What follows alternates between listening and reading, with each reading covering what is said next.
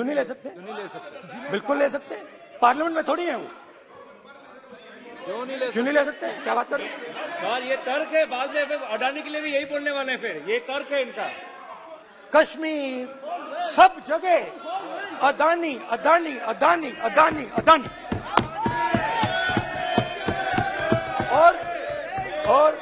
और ये नाम नहीं, और इस नाम के बारे में जब लोग बोलते थे मुझसे तो 2-3 सवाल पूछते थे।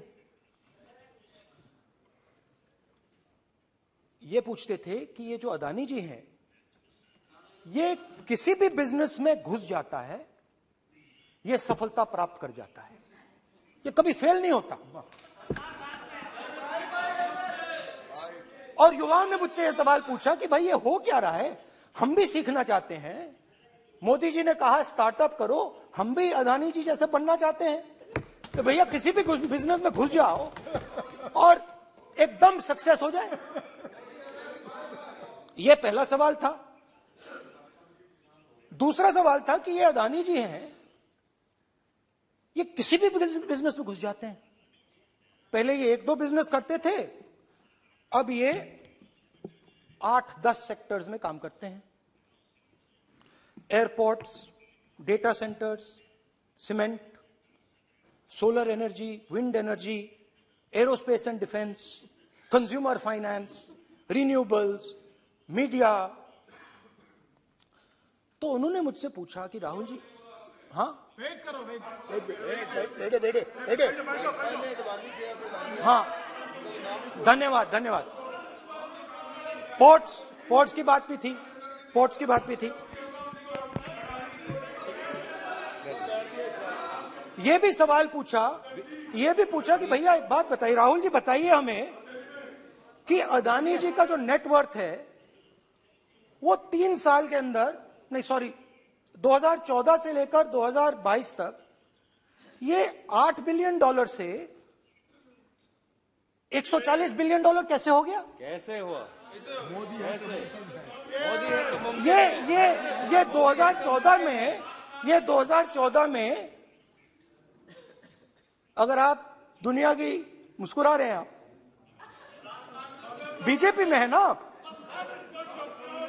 तो ये लिस्ट आती है, एक लिस्ट आती है दुनिया के सबसे अमीर लोगों की। इस पे ये 609 नंबर पे थे 14 में। 609 पीछे बिल्कुल।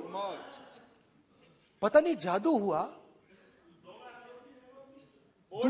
दूसरे नंबर पे पहुंच गए। मोदी है तो मुमकिन है।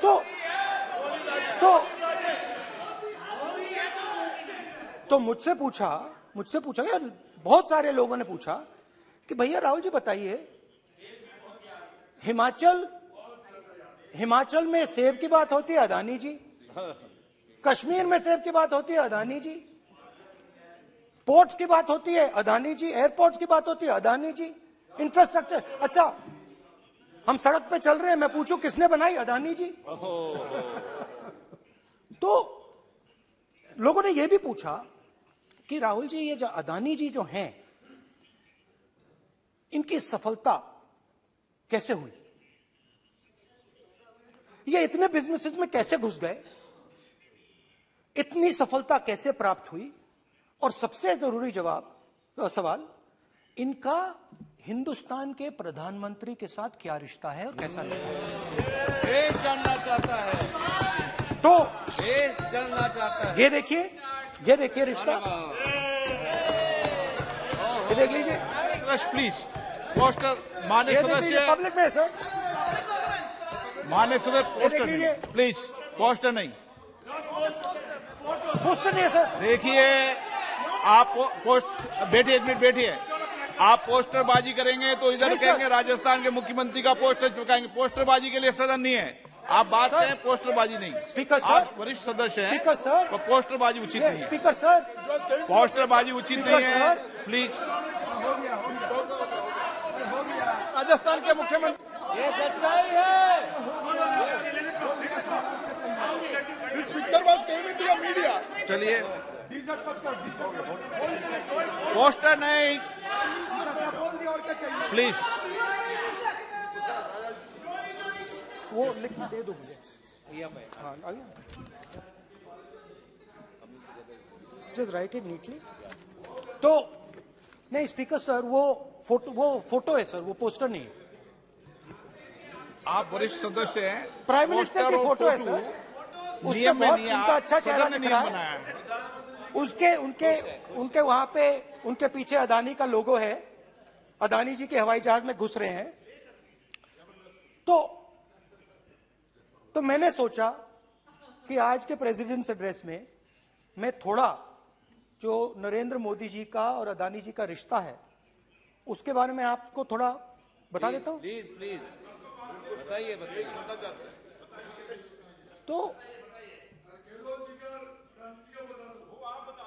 वो आप बता देना।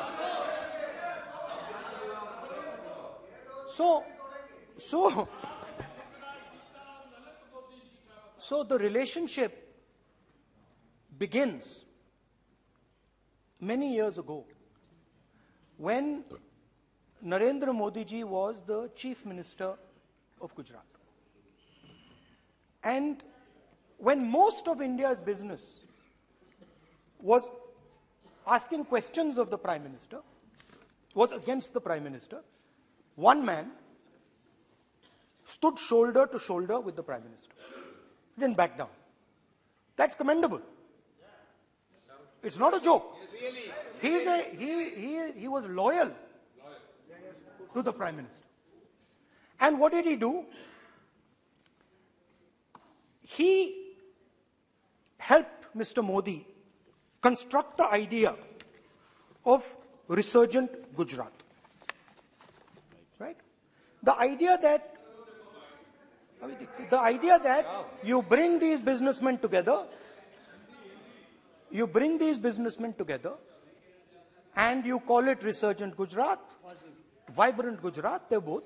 And he was the backbone in setting up that group of people. Okay?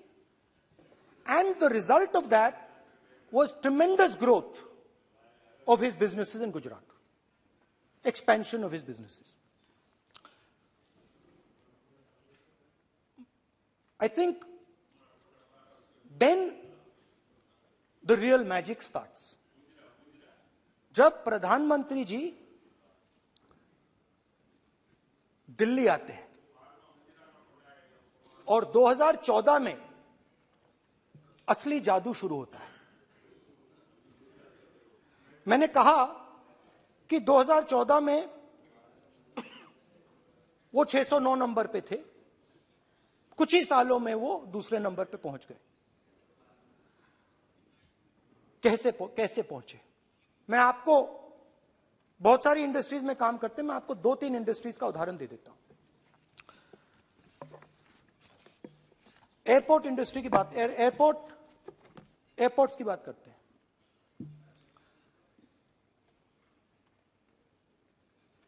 कुछ साल पहले सरकार ने हिंदुस्तान के एयरपोर्ट्स को डेवलप करने के लिए दिया। नियम था, there was a rule that anybody who does not have prior experience in airports cannot be involved in development of these airports. नहीं, गलत नहीं बोल रहा हूं।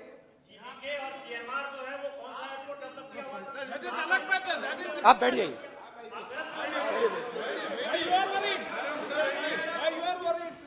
अडानी के डिफेंस में आ गए सर। देखिए, अरे माननीय सदस्य प्लीज मेरी बात सुनो। तो एक मिनट मेरी बात सुनो। ये एक मिनट बात सुनेंगे। ये संसद है, अपन किस दिशा पर चर्चा कर रहे हैं ये देश देख रहा है। हमें राष्ट्रपति अभिभाषण पर चर्चा करें तो उचित रहे, बाकी आपकी इच्छा है, स्वतंत्र अभिव्यक्ति है। मेरा मानना ये तो अपन एक विषय पर ओके, तो आपको तो रूल था, नियम था। हाँ, पॉइंट ऑफ ऑर्डर किस पे है ये? सर कैसे एयरपोर्ट का प्राइवेटाइजेशन तो उनके समय हुआ, ऐसी कोई पार्टी थी जिसका अनुभव था? ये कौन सी बात कर रहे हैं? बोलिए ओके प्लीज प्लीज, ओके बोलने दे आपको नेता को, तो बोलने दे आपको कानून नेता को, रूल था, प्लीज बोलने दे। रूल था कि अगर कोई एयरपोर्ट बिजनेस में नहीं था तो वो इन एयरपोर्ट्स को ले नहीं सकता था। इस रूल को हिंदुस्तान की सरकार ने बदला। किसी ने भी बनाया हो रूल था, किसी ने भी बनाया हो रूल था। रूल बनाया किसने बात नहीं है, रूल बदला किसने बात है। रूल बदला गया,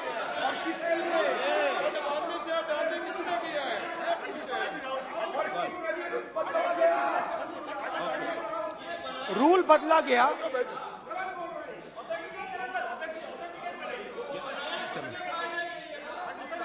चलता रहेगा क्या सर? रूल को बदला गया। सर बोलने दीजिए। करना चाहिए सर, ऑथेंटिकेट करना चाहिए। चलिए चलिए आप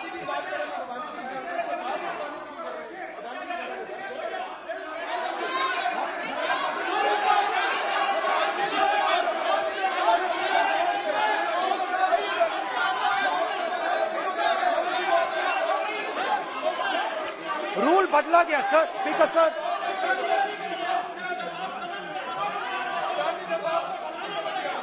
बैठे बैठे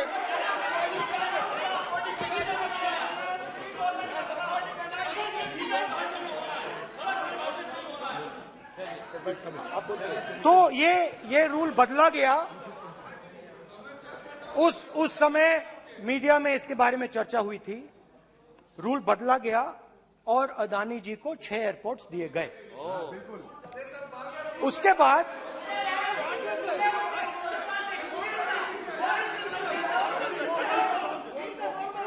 after that India's most strategic profitable airport, Mumbai Airport, was taken away by GVK, hijacked by using the agencies. The agencies को CBI, ED का प्रयोग कर GVK पर दबाव डालकर हिंदुस्तान की सरकार ने उस एयरपोर्ट को अदानी जी के हाथों में कर दिया। रिजल्ट क्या आया? रिजल्ट आया कि एयरपोर्ट्स में आज अदानी जी 24% हिंदुस्तान की एयर ट्रैफिक को अपने एयरपोर्ट से निकालते हैं और 31% एयर फ्रेट उनके एयरपोर्ट्स में से निकलता है। अब यह काम हिंदुस्तान की सरकार और हिंदुस्तान के प्रधानमंत्री जी ने फैसिलिटेट किया। तो बताइए, बोलिए विधि मंत्री। ये जो सर ये हाउस में सर ये बोल रहे हैं, तुमको ज्ञान बांट रहे हो, बैठ जाओ। सर ये यहाँ बहुत गंभीर मिनिस्टर हैं ये देश के। ये राष्ट्रपति का उद्बोधन को लेकर एक गंभीर चर्चा हो रही है। जो भी मेंबर कुछ भी बात करे विद फुल रिस्पॉन्सिबिलिटी ऑथेंटिकेट करें। और ये वाइल्ड एलिगेशन अपना एक सोच के आया है, बिना तर्क के ऐसे वाइल्ड एलिगेशन लगा रहे, ये कोई मतलब नहीं है सर। ये ऐसे नहीं बोल सकते और वो सर तर्क रखना पड़ेगा। अगर एलिगेशन लगा रहे हैं तो आपको पूरा डॉक्यूमेंट प्रूफ के साथ आपको रखना पड़ेगा। दे देंगे आप ऐसे बातें नहीं दे कर सकते। देंगे। और ये गंभीरता को समझिए, ये डॉक्यूमेंट्री प्रूफ दे देंगे। अब आपने जो पिछले स्पीकर थे उन्होंने फॉरेन पॉलिसी की बात की, हम भी फॉरेन पॉलिसी की बात करते हैं। चलिए डिफेंस से शुरू करते हैं। बहुत ऑप्शंस है, आप बताइए कहां से शुरू करें। बिजली, डिफेंस, बहुत ऑप्शंस है। Defence, let us start with defence. अब डिफेंस में अदानी जी का कोई एक्सपीरियंस नहीं था। Zero experience. कल मैंने प्रधानमंत्री को एचएएल में देखा। प्रधानमंत्री जी ने कहा कि गलत आरोप लगाया, मगर रियलिटी तो यह है कि एचएएल का जो कॉन्ट्रैक्ट था 126 हवाई जहाजों का, वो अनिल अंबानी को चला गया और अनिल अंबानी बैंकरप्ट हो गया। वहां भी फैसिलिटेशन था। अब देखिए, और ये जो फ्यूचर एंटरप्रेन्योर्स हैं, जो बिजनेस स्कूल हैं, हार्वर्ड यूनिवर्सिटी जैसे स्कूल हैं, इनको इसका केस स्टडी, इसकी केस स्टडी बनानी चाहिए, शायद बने। How to use government power to build individual businesses, case study.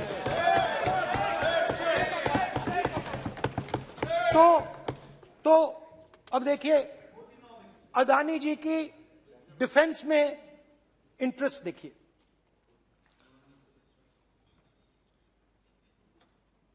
Elbit company के साथ हिंदुस्तान में अदानी जी ड्रोन्स बनाते हैं। ड्रोन्स को हिंदुस्तान की एयरफोर्स, आर्मी, नेवी के लिए रीफिट करते हैं। अदानी जी ने यह काम कभी नहीं किया है पहले। एचएएल ये काम करती है।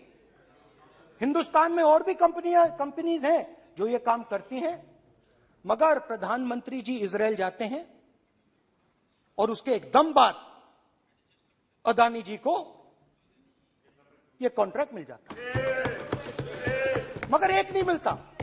ये मत सोचिए कि सिर्फ एक कंपनी की बात हो रही है, ये इंडस्ट्रीज की बात होती है यहां पे। जैसे मैंने आपको दिखाया, एयरपोर्ट का पूरा सिस्टम उठा के ले गए, 30% मार्केट शेयर एयरपोर्ट में ले गए, वैसे ही डिफेंस में करा। तो 4 डिफेंस की इनके पास कंपनीज हैं। यह काम इन्होंने कभी नहीं किया। स्मॉल आर्म्स, जिसमें टवॉर है जो हमारी स्पेशल फोर्सेस यूज करती है, आर्मी यूज करती है, जिसमें गलील स्नाइपर राइफल है, ये सब अदानी जी बनाते हैं। सीधा स्ट्रेट इजरायल में प्राइम मिनिस्टर जाते हैं, प्राइम मिनिस्टर के साथ वहां पे मतलब बीच में पैदल चलते हैं और फिर जादू से पीछे से इंडिया का फर्स्ट कॉम्प्रिहेंसिव एमआरओ मिल जाता है मेंटेनेंस के लिए, जहाजों के मेंटेनेंस के लिए। स्मॉल आर्म्स का बिजनेस मिल जाता है, इजरायली जो ड्रोन्स हैं उसका बिजनेस मिल जाता है। मतलब जो हिंदुस्तान और इजरायल का डिफेंस का रिश्ता है वो पूरा पूरा अदानी जी के हाथ में चला जाता है। खत्म कहानी। हाँ, उसमें पेगासस भी है, तो पता नहीं वहां से क्या मतलब पेगासस कैसे आया, क्या हुआ, किसने दिया। अच्छा, एक और बड़ी इंटरेस्टिंग चीज है, एक कंपनी है अल्फा डिफेंस, जो डिफेंस इलेक्ट्रॉनिक्स का काम करती है, एवियोनिक्स का काम करती है, और बहुत स्ट्रेटेजिक कंपनी है। वो भी अदानी जी के हवाले कर दी गई, अदानी जी ने एक्वायर कर लिया। तो आपने देखा कि एयरपोर्ट्स का बिजनेस 30% मार्केट शेयर, हिंदुस्तान और इजरायल का जो वेपन्स का बिजनेस है 90% उठा के ले गए। एक विजिट, ये है फॉरेन पॉलिसी। चलिए, अब मैंने आपको इजरायल की बात बताई, ऑस्ट्रेलिया चलते हैं। ऑस्ट्रेलिया चलिए। ऑस्ट्रेलिया में अदानी जी जाके, ये क्यों? आप तो डिबेट करना चाहते थे, आप ही तो डिबेट करना चाहते थे। आपने बोला था कोई भी विषय पे डिबेट हो, तो हो गया अब डिबेट। अब क्यों डर रहे हो डिबेट से? अब क्यों डर रहे हो डिबेट से? क्यों डर रहे हो? जब हमने जेपीसी की मांग की, आपने बोला सदन में उठाओ। अब क्यों डर रहे हो? अब क्यों डर रहे हो? अब क्यों डर रहे हो? आप चर्चा से क्यों डर रहे हो? चर्चा से डर रहे हो आप?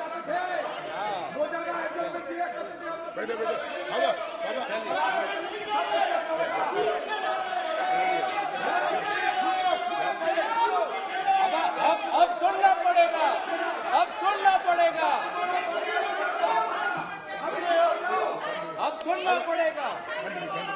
ऑस्ट्रेलिया जाते हैं, प्रधानमंत्री ऑस्ट्रेलिया जाते हैं।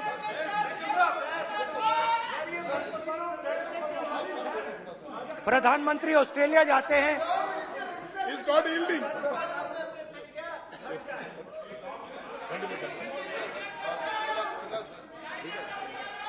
ऑस्ट्रेलिया जाते हैं। क्या नंबर बताएं? 369। सर ये क्या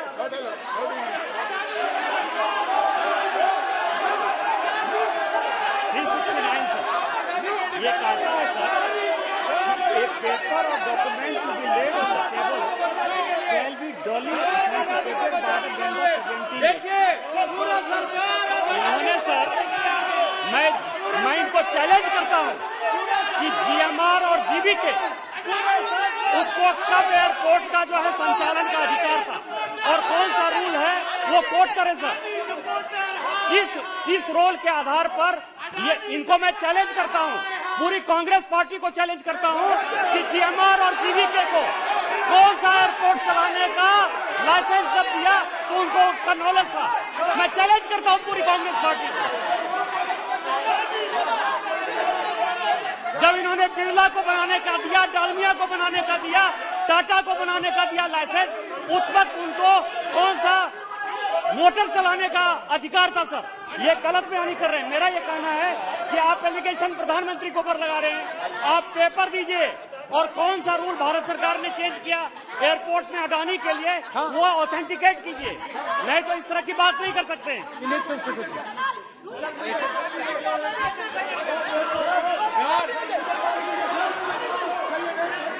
करना पड़ेगा, ऑथेंटिकेट करना पड़ेगा। राहुल गांधी जी आपको ऑथेंटिकेट करना पड़ेगा। आप ऐसा नहीं बोल सकते हवा में, आप हवा में बोल रहे हो और प्रधानमंत्री जी पे आरोप लगा रहे हो। आपको ऑथेंटिकेट करना ही पड़ेगा। आप ऐसे ही बोल रहे हो कि जीएमआर का जीवीके का समय रूल था, कहा था रूल, कोई रूल नहीं था। आपको यह तो ऑथेंटिकेट और ऑथेंटिकेट करके ही रखना पड़ेगा आपको। पहले रखिए और उसके बाद आगे बात करने देंगे, नहीं तो माफी मांगिए देश से। आप प्रधानमंत्री जी पे आरोप लगा रहे हैं, सर बोलने दीजिए। अनाप शनाप आरोप लगा रहे हैं, बिना किसी डॉक्यूमेंट के आरोप लगा रहे हैं प्रधानमंत्री जी पे। रूल 353 सर, रूल 353 किया है sir, no allegation of defamatory और incriminatory nature shall be made unless you have given notice. छोड़िए, वो तो प्रधानमंत्री के खिलाफ एलिगेशन लगा रहे हैं बिना नोटिस दिए, बिना कोई डॉक्यूमेंट दिए। सर ये रिकॉर्ड पर नहीं जाना चाहिए सर, ये बिल्कुल रूल का उल्लंघन है। और क्या क्या बातें वो कह रहे हैं सर, मैं उसको रिपीट नहीं करना। Reckless allegation, baseless allegation, in violation of rules, sir ये स्वीकार नहीं होना चाहिए। ओके सर, एक सब बैठिए। ऑस्ट्रेलिया पीएम जाते प्लीज हैं। बैठिए, आप प्लीज बैठिए। वरिष्ठ वकील साहब बैठिए। ऑस्ट्रेलिया जाते हैं। एक मिनट राहुल जी, एक मिनट। नियम 369 भी मैंने देखा है, 353 भी देखा है। मेरा आग्रह है, सदन भारत की संसद है, हम एक ही विषय पर सारी राष्ट्रपति की चर्चा लगाए, ये उचित है क्या? फिर आपको बोलना बोले नहीं स्पीकर नो, साहब, गलत तरीका है। राहुल गांधी जी आप बोल रहे नहीं, गलत तरीका है। क्या देश को संदेश देना चाहते हैं आप? क्या संदेश देना चाहते हैं देश को? चलिए राहुल गांधी जी। ऑस्ट्रेलिया में प्रधानमंत्री जाते हैं। आप बोलिए सर, स्पीकर सर,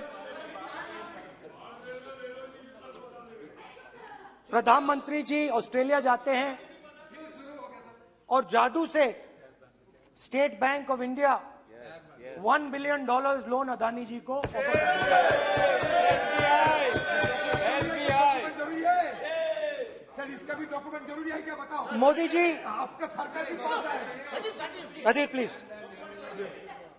उसके बाद मैं उदाहरण दे रहा हूं, पूरी दुनिया में मोदी जी जाते हैं, घूमते हैं, तो मैं बता देता हूं क्या होता है वहां पे।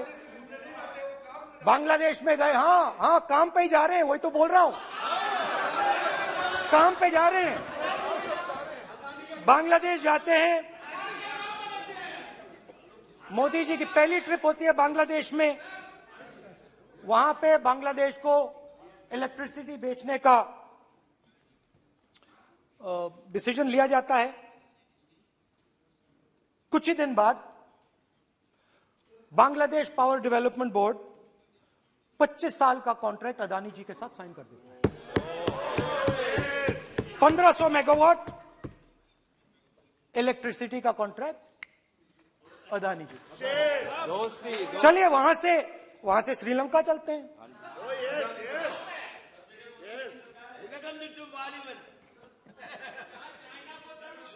जून 2022 में Chairman of Sri Lanka's Ceylon Electricity Board, MMC Fernando, informed a parliamentary committee in Sri Lanka in open hearing that he was told by President Rajapaksa that PM Modi pressured him to give the wind power project directly to Mr. Adani.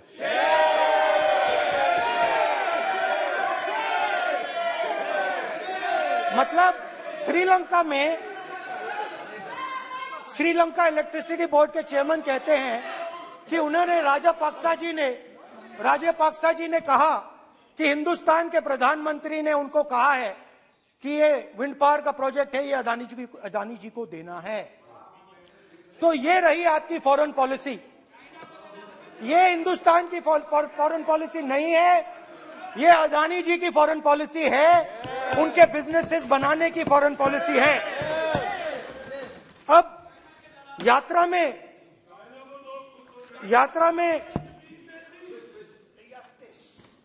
में मुझसे 2-3 और सवाल पूछे गए।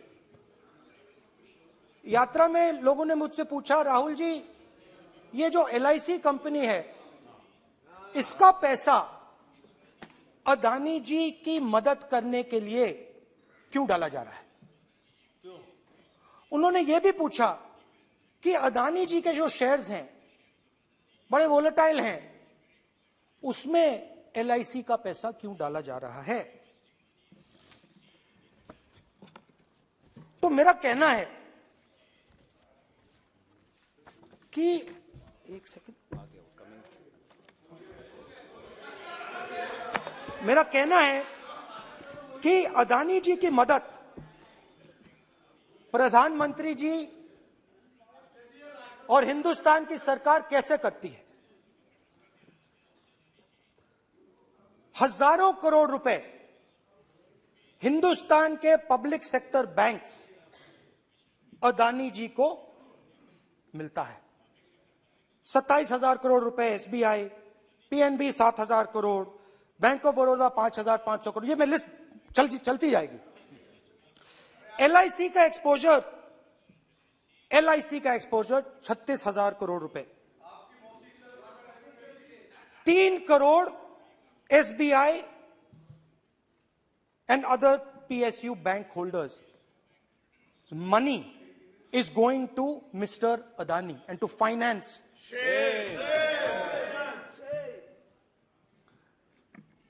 Now, of course, there is another question. तो मदद कैसे हो रही है? हिंदुस्तान के पब्लिक सेक्टर बैंक्स का पैसा, LIC का पैसा नरेंद्र मोदी जी, अदानी जी को दिया जा रहा है। अगर कोई सामने खड़ा हो जाता है, जैसे जीवी के लोग खड़े हुए, ED, CBI एजेंसीज आ जाती हैं, उनको परे कर देती हैं।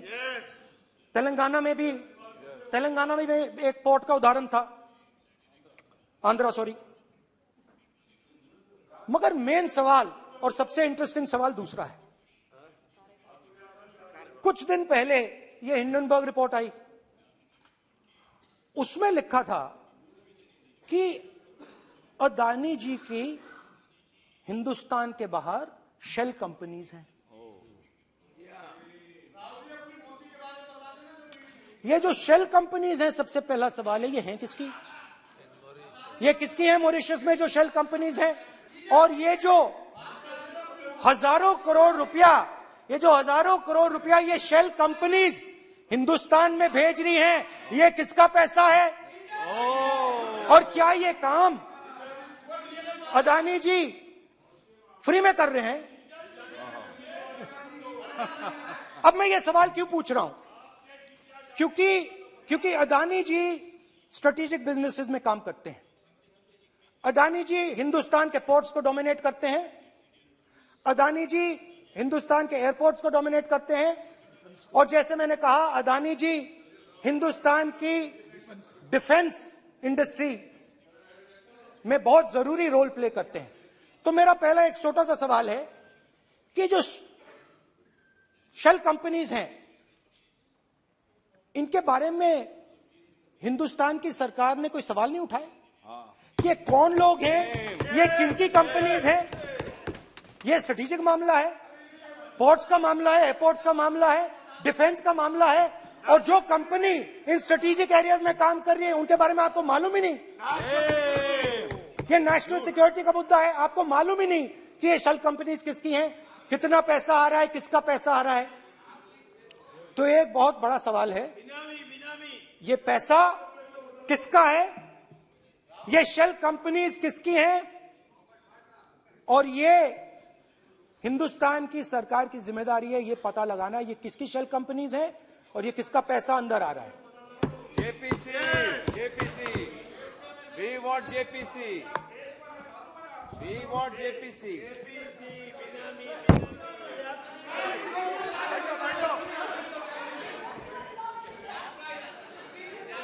अच्छा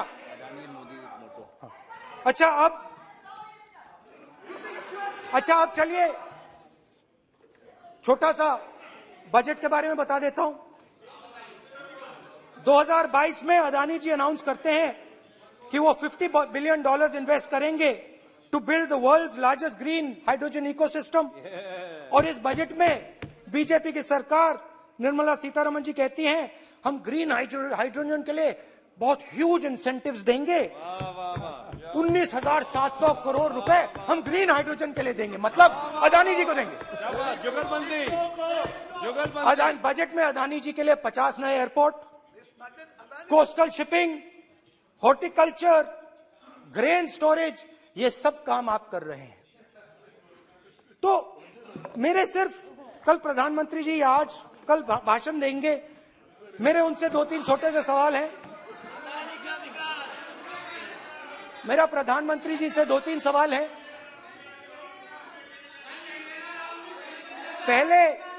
पहले अदानी जी के हवाई जहाज में मोदी जी जाते थे, अब मोदी जी के हवाई जहाज में अदानी जी जाते हैं।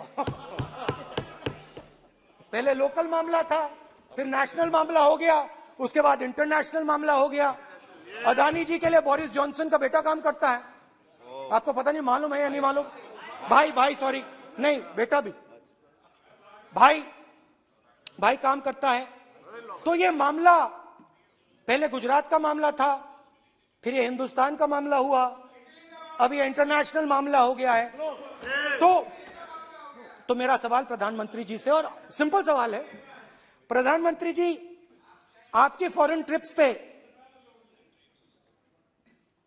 अदानी जी और आप कितनी बार एक साथ गए? Adani ji, how many times did you travel together with Adani ji? How many times did Adani ji join you later on a visit? How many times did Adani ji travel to a country immediately after you did? And in how many of these countries after you visited did Adani ji get a contract? Also an important question, जरूरी सवाल, अदानी जी ने BJP को पिछले 20 साल में कितने पैसे दिए हैं?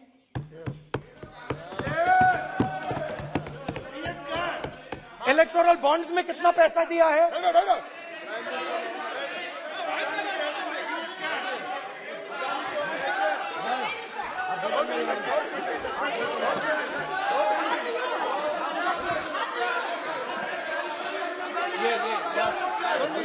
And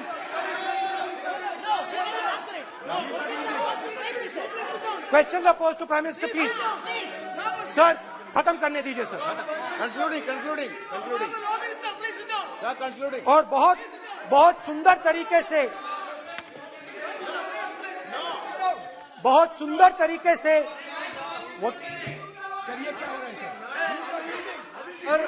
मैं सिर्फ इतना कहना चाहता हूं, राहुल जी अभी आप सीनियर एमपी हो गए हैं, आप एक सीनियर एमपी हो चुके हैं।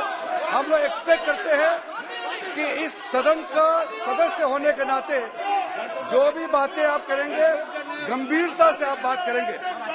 बाहर आप जो भी भाषण देते हैं हम लोग उसको रोक नहीं सकते हैं। इस सदन के अंदर में जो भी बात कही जाती है पूरा गंभीरता के साथ, प्रमाण के साथ कहे जाना चाहिए, ये परंपरा है। और राहुल जी ने कहा कि प्रधानमंत्री विदेश घूमने जाते हैं। तो मैंने आज वो जो युवाओं ने मुझसे सवाल पूछा था कि अदानी जी की इतनी बिजनेस एक्यूमेंट कहां से आई, इतने अलग अलग सेक्टर्स में अदानी जी ने कैसे सक्सेस प्राप्त की, अदानी जी के बारे में पूरी दुनिया को स्टडी करनी चाहिए, हार्वर्ड यूनिवर्सिटी को स्टडी करनी चाहिए कि पॉलिटिक्स के बीच में और बिजनेस के बीच में कैसा रिश्ता होता है। India is a case study and Prime Minister Narendra Modi should be given a gold medal in this. Now, बहुत अच्छी तरह बीजेपी के जो पिछले स्पीकर थे उन्होंने मेरे भाषण को इंकैप्सुलेट किया मेरे लिए।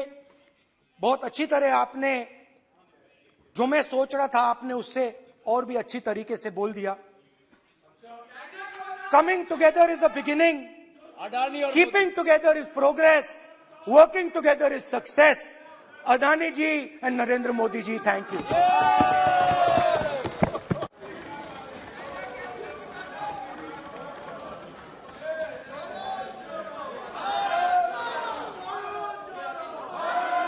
भारत जुड़ा हुआ है, चिंता मत करो। श्रीमती कनिमो जी, माननीय सदस्य मैं आग्रह कर सकता हूं, सदन आपका है।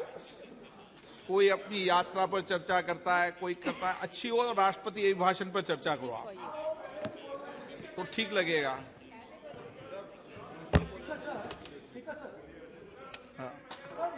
ये एक बात पे चर्चा नहीं हुई है, ये अलग अलग इंडस्ट्रीज पे, अलग अलग बिजनेसेस पे और इंटरनेशनल अफेयर्स पे डिस्कशन हुआ है।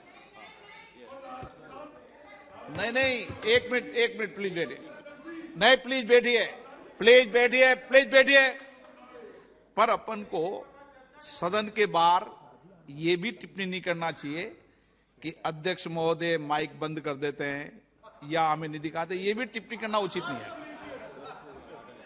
क्योंकि सर अध्यक्ष जी बट रियलिटी है, आप माइक बंद कर देते हैं। आप एक मिनट प्लीज बैठे, प्लीज आप बैठिए, मैं बैठा हूं ना, प्लीज बैठिए। नहीं, मेरा है कहना, आप पूरे समय बोले, आज नहीं, आपका आप बोल लें फिर।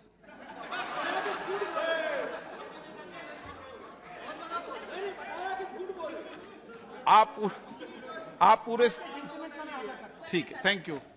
कनिमो जी।